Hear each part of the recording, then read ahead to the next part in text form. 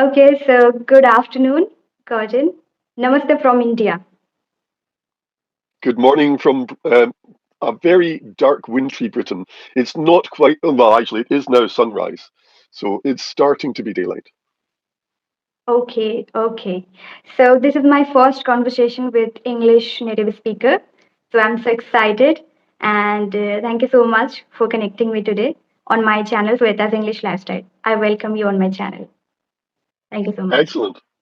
So the apps that I am most active on for people to meet me as a native speaker are Tandem, which is a language exchange app. It's not a tutoring app particularly, but I am what they call a Tandem ambassador. So I actually run classrooms. Most people just run conversation rooms. Normally, Okay. it's senior learners with more junior learners, and I'm actually Mhm. there as a teacher. I'm also on a platform called High Local, and it's the same sort of thing. Most rooms there are for peer-to-peer language exchange, and I go there as a Mhm. teacher. And I'm Okay. also, I started off on Clubhouse, and I'm going to start returning to Clubhouse sometime soon. Mhm. Yeah. So, as we are meeting for the first time, I would like to know about you more in a brief manner, or you can say in details. I would love to listen your introduction. Okay, my name's Gordon, also known as Mr. Love, because that's my actual family name. It Okay. means wolf in Old French, believe it or not. Mm-hmm. And I have had a long career. You can tell by the color and the length of my beard. I've been around a while. And I have been an engineer, a software developer, a management consultant. In 2010, I went into teaching full time. And in 2022, I went into teaching English as a foreign language full time. In 2024, my first book was published, The Love Oh. English Phonetic Dictionary. It's been a bestseller in 14 countries for TEFL around the world, and one of Mhm. those countries is India. It's an easy to use guide to speaking over 5,000 English words, and it gives you clearer, simpler pronunciation guidance so that you are easier to understand. So that's Mhm. me. Okay, great to know about yourself. And that would be really great for learners if we start asking some questions or discussing some great topic related to English. So, shall we do that? Certainly, please go Okay, ahead. I would love to ask you some questions for learners. Okay. So my first question is if a learner only has 10 minutes a day to practice English, what is the first thing they should do to see the results or one thing that they can do? This varies over time. As you travel through your journey, it changes. For the first while, however long Mhm. that takes, my view strongly is pronunciation is the thing that you should concentrate on most. Pronunciation and something that's closely associated with it, but which is not widely appreciated, word stress pattern. If Okay. you can do this early on in your journey, it Mm-hmm. means that you can make use of native speaker resources much better. Mm-hmm. Because when we are young children, we just soak up sounds like a sponge. No one teaches us our mother tongue. We just Mm-hmm. wander about listening to all the grown ups and all the other children round about us, and we just acquire the language without thinking about it. But when we turn 12 or 13 and we go through puberty, that changes. Okay. We don't soak up the sounds of the language that's round about us anymore. So if you can learn the sounds of the language, many people say what you should do is listen, listen, listen. And the Yeah. problem with that is it takes 600, 800, 2,000 hours of listening Mm-hmm. to do what children do in their first 10 years of life. So, my Okay. recommendation strongly for everyone is for the first period of your English language learning journey, Mm-hmm. get lessons in pronunciation and word stress pattern. It takes about 25 hours of lessons, it takes about 35 hours of practice. And if you do that, then your brain gets rewired and you start to hear in the target language. You're no longer listening in Hindi or Marathi or Tamil. You're now starting to listen in English. And this means Yeah. that your brain is no longer working really hard to translate the sounds of English into the sounds of Tamil or Marathi or Hindi. Mm-hmm. You're now hearing the English directly. That means your brain's doing a lot less work and you're Yeah. hearing the English a lot better. So you can now Mm-hmm. listen to large amounts of English without effort. You could put on a 6 hour podcast. You'll still be able to Mm-hmm. pay close attention at the end of 6 hours instead of your brain getting tired out after 10 minutes or half an hour.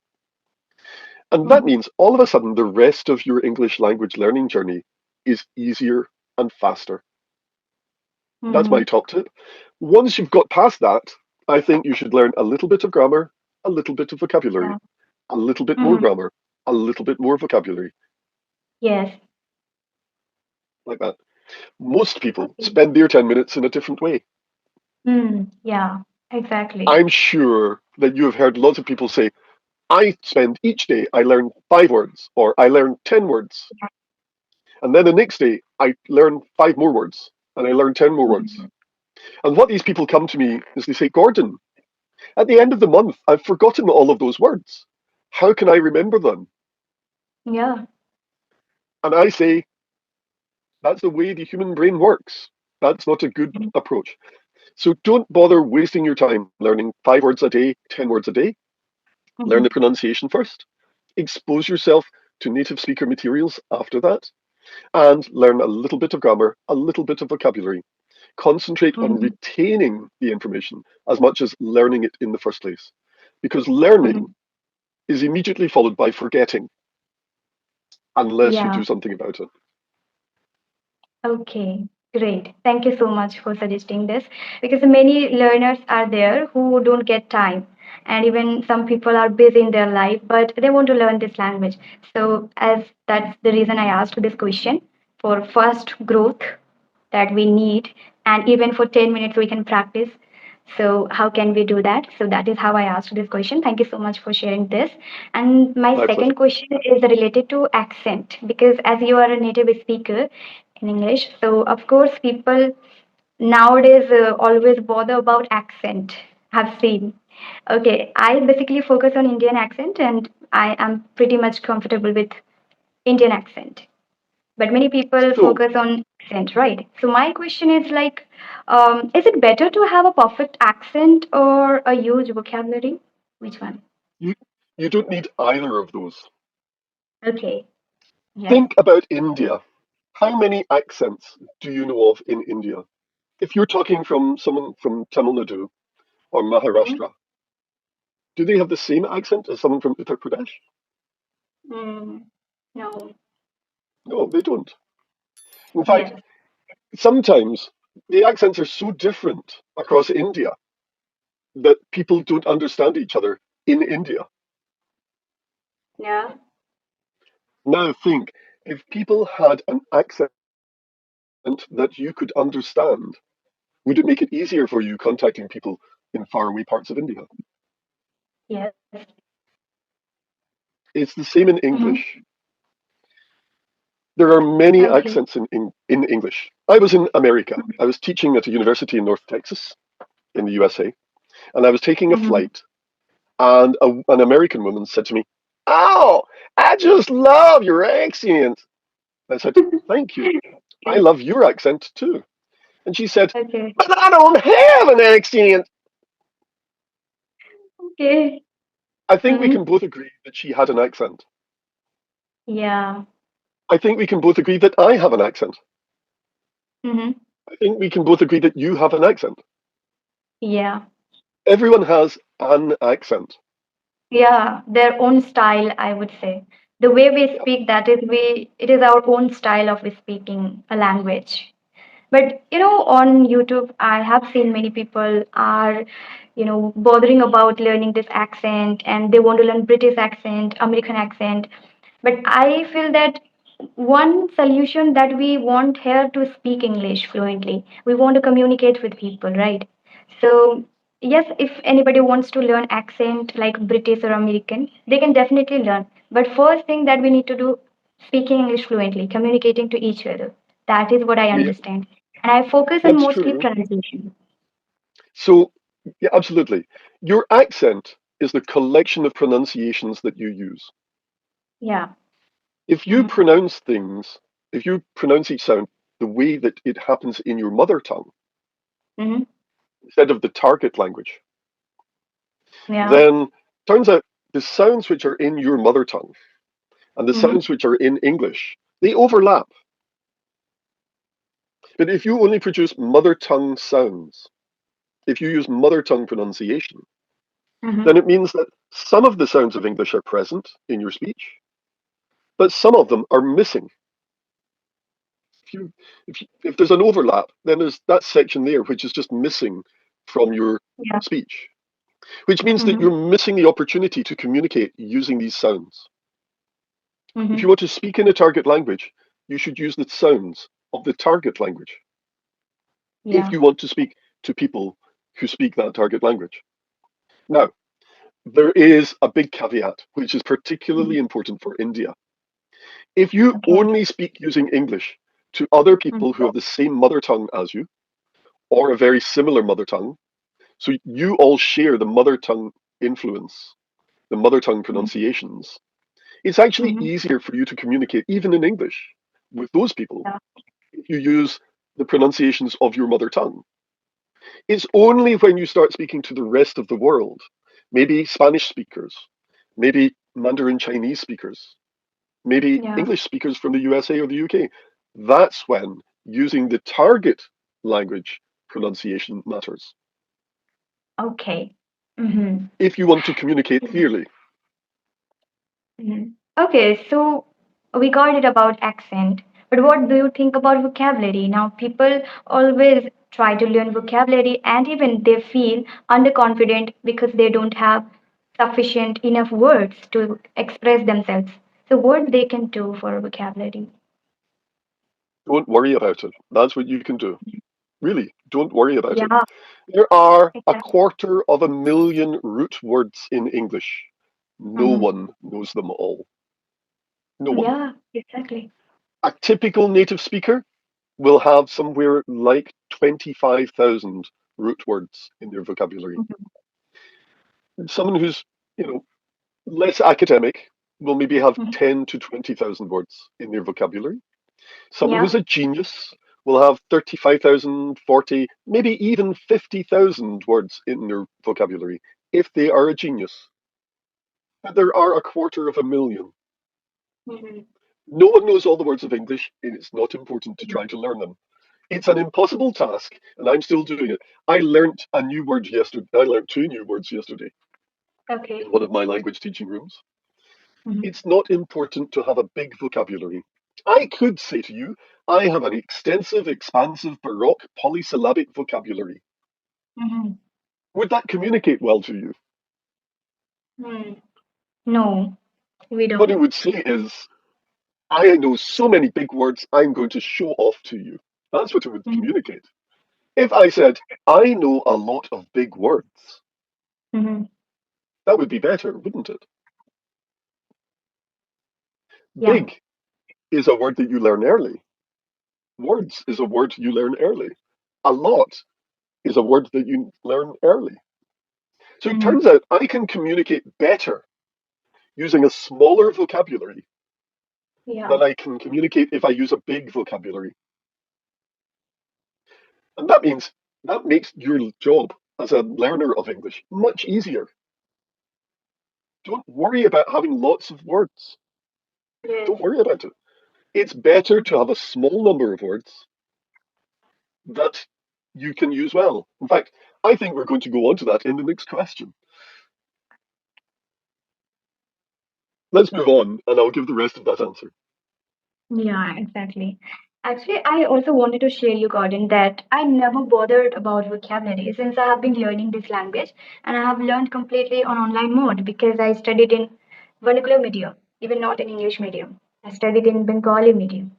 But Okay. I didn't focus on vocabulary till now. I have been making videos and I've been speaking English for more than 2 years right now. But I don't think about vocabulary. I just think about learning Yes, for communication, I watch videos, and with that, I speak English and I focus on speaking part. Automatically, I speak those word sentences, and I even don't think about learning bombastic word sentences. No, I just focus on simple sentences, and even I mostly focus on communication. That is how we communicate. We are not going to use so fancy words and all, right? We speak simple, Simple and even sentences is the key. exactly. So that is how I have been following this, and in this way, I speak simple language, I must say. Yeah. So, Excellent. my another question related to thinking. Now, how can learners stop translating from Bengali, Hindi vernacular medium to English in their heads? Basically, they translate being an Your Indian student. your your technique that you just described is perfect. Yeah. Yes. If you use short, simple words in short, simple sentences, you will Mm-hmm. get a lot of practice with the grammar structure of simple sentences. You will get a lot of Yeah. practice with these simple words. Mm-hmm. And it turns out that thinking in English doesn't happen all at once. It's not that Yeah. one day you're thinking Bengali and the next day everything is in English. It doesn't Yeah. work like that. You build it up, a little bit starts to be in English, another little bit starts to be in English. Eventually, these little bits join up together. It's almost like doing a jigsaw puzzle. Yeah. So if you're practicing small Mm-hmm. pieces of English, but you're practicing them a lot, you get a critical mass of practice. And it's that critical mass of practice that converts the things that you've been practicing into things that you can do without conscious thought. Okay. This is what we call thinking in English. When it Mm-hmm. happens at an unconscious level, before we have to think about it consciously, that comes from practice. Think about learning to change gear in a car or Mm-hmm. learning to ride a bicycle. We start off, we're not very good at it. Maybe when we're on the bicycle, we're wobbling all the time. Maybe Mm-hmm. when we stop, the bike falls over. Maybe when we're Yeah. changing gear, we're thinking about, I need to press the pedals and I need to match the pedals. And all right, okay, I've got the pedals done. That's done. Now I can move the gear stick. Oh, where do I move? Oh, right, okay, I move it down the way and I wiggle it a bit and then I move it again. Okay. Oh, I need to do the pedals again now. Okay. Lift the clutch. Press the Mhm. accelerator. Remember the accelerator. Ah, good. We're moving again. Yeah. But True. after about 3 or 4 weeks, we just think, I need to change gear. And we just Mm-hmm. change gear. It's the same with practicing English. If you Mm-hmm. practice, say you have a vocabulary of 10,000 words because you're doing 10 words a day and you're managing to remember them somehow, that means that those 10,000 words, you're not going to use them very often. If you only get 10 minutes of speaking a day, you're going to use maybe, 1,000 words a day. Mm-hmm. And maybe Okay. if they're really weird words, you're only going to use Mm-hmm. them maybe once a month. Mm-hmm. You'll never get the critical mass of practice that it embeds it into our unconscious mind, into habit. There'll always be things you have to reach for that you have to consciously think about. But if you concentrate on learning about 1,000, 1,500 words, and you're doing Mm-hmm. 10 minutes of practice a day, you can practice them every day. Every day Yeah. you practice these 1,000 words, 1,500 words. Every day you're using that English.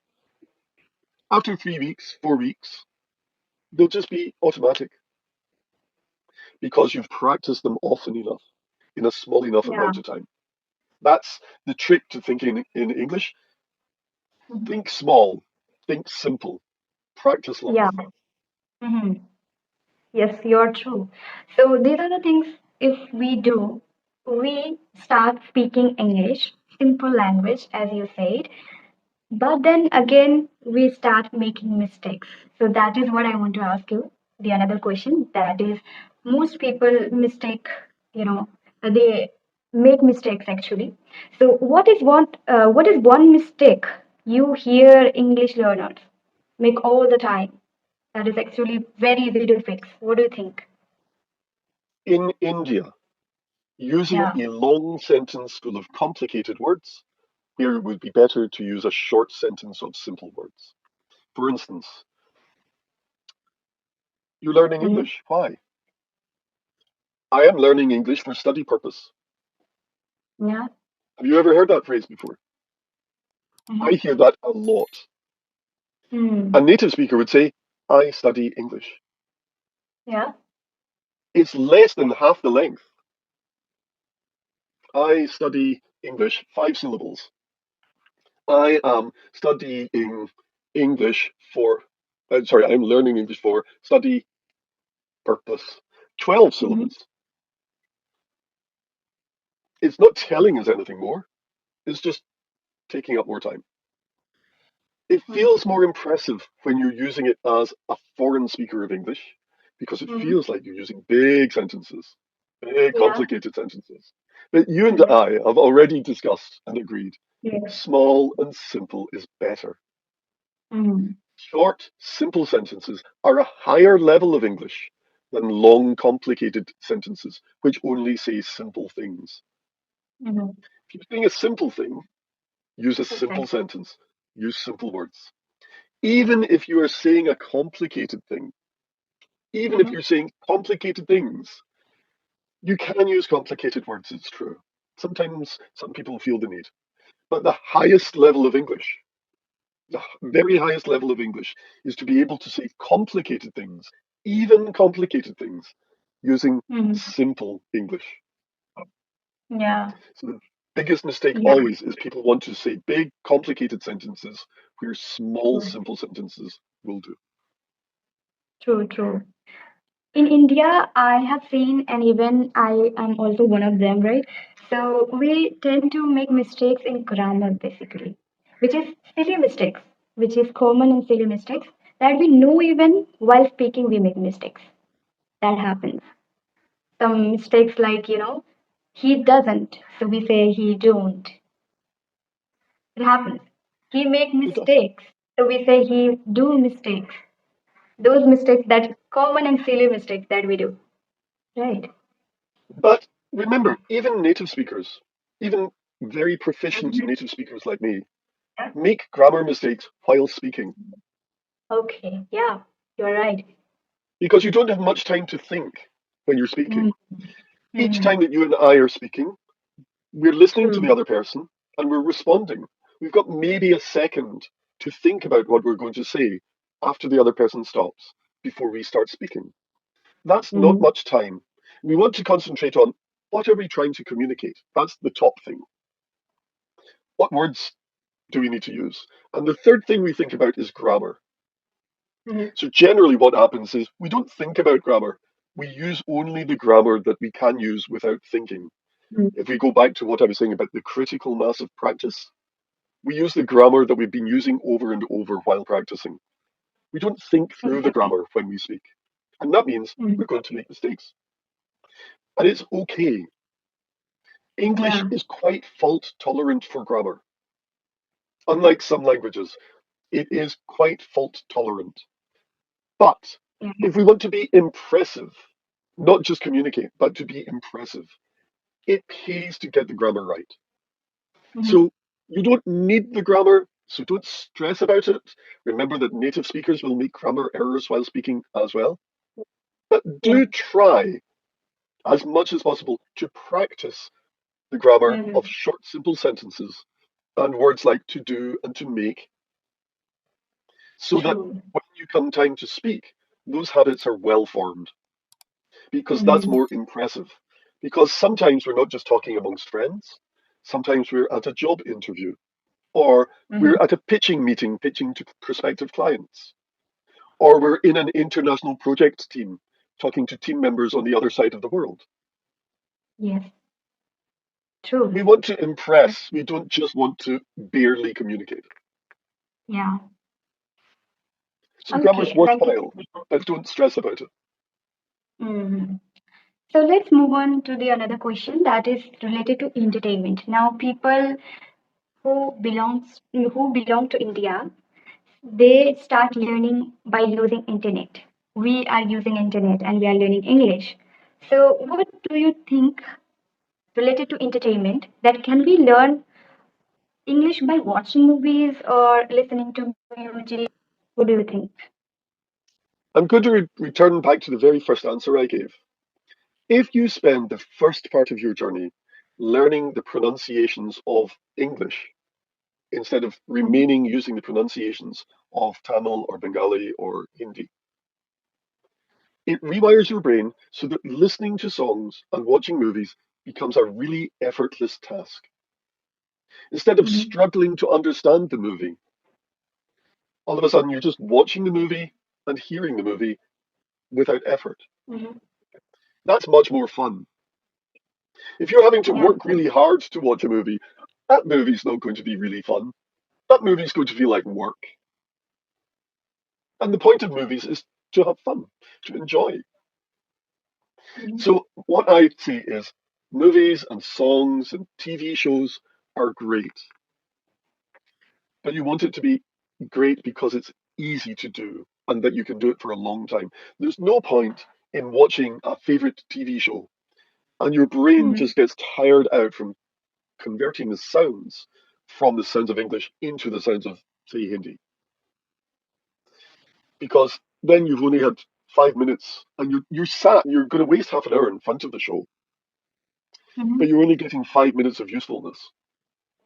You're only having 5 minutes where your brain is actually active and focused. So if you can Yeah. early on work on your pronunciation, Mhm. this really requires a teacher. But you only need a teacher for about 25 hours of learning and about 35 hours of practice. After that, all of a sudden, listening to the shows becomes a very different experience, becomes much more effortless, much easier, and much more fun. And it turns out we like fun. Humans enjoy fun.